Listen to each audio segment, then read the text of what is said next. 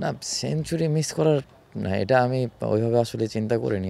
আমার মাথায় জাস্ট সবসময় চলছিল যে টিমটাকে যদি আমি জেতাতে পারি। যখন পার্টনারশিপটা হয়েছিল, ছোট একটা পার্টনারশিপ, ওইখান থেকে যদি খেলাটা আরও একটু এগিয়ে নিয়ে যেতে পারতাম তাহলে অন্যরকম হতো। একা নিজের সবটা দিয়েই চেষ্টাটা করেছেন তাহিদ হৃদয়। আসলে এখানে ব্যাটিং করাটা কি মনে হয়েছে আপনার কাছে? আপনার উপরের দিকের ব্যাটাররা খুব একটা ভালো ব্যাটিং করতে পারেনি, তবে আয়ারল্যান্ড যখন ব্যাটিং করছিল মনে হচ্ছিল ভালো একটা উইকেট, আপনিও ব্যাটিং করছেন, খুব ভালো উইকেটই মনে হচ্ছিল। আসলে সমস্যাটা আসলে কোন জায়গায় হলো? না, উইকেট তো এখানে উইকেট অবশ্যই অনেক ভালো উইকেট ছিল। দেখেন, এটা পার্ট অফ গেম আসলে, যে আমাদের টপ অর্ডাররা ভালো করেনি। ওরা তো লাস্ট কিছু সিরিজ ওরাই ভালো করেছে, তো এটা হতেই পারে।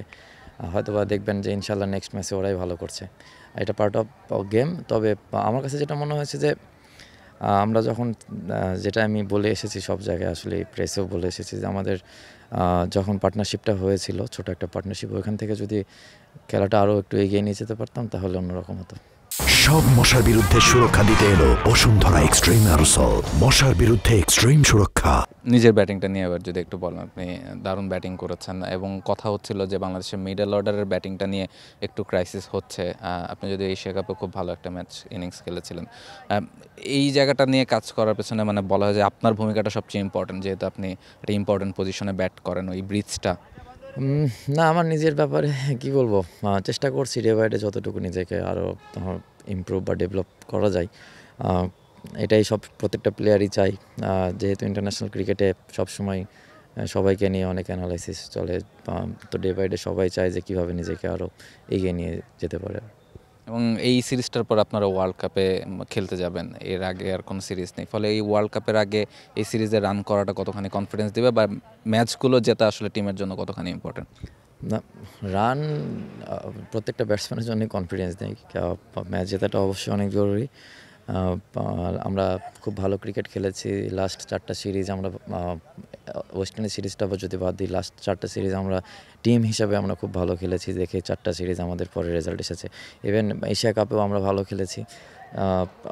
হয়তো বা 2-1টা ম্যাচে এদিক ওদিক হয়েছে, ওভারঅল ভালোই হয়েছে। আশা করছি যে ইনশাল্লাহ নেক্সট ম্যাচ থেকে এটা ওভারকাম করব এবং অ্যাজ এ টিম হিসেবে আমরা ওভারকাম ব্যাক করবো। সেঞ্চুরি মিস করার আক্ষেপ আছে কিনা? না, সেঞ্চুরি মিস করার না, এটা আমি ওইভাবে আসলে চিন্তা করিনি।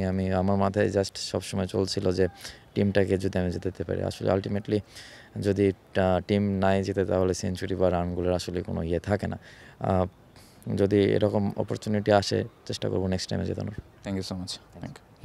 তাহলে যদি বলছিলেন আসলে যে নিজের সেঞ্চুরির আক্ষেপ নয়, বরং দলকে জেতাতে না পারাটাই তার জন্য সবচেয়ে বড় আক্ষেপ। চট্টগ্রাম থেকে রাহুল রায়, টি স্পোর্টস।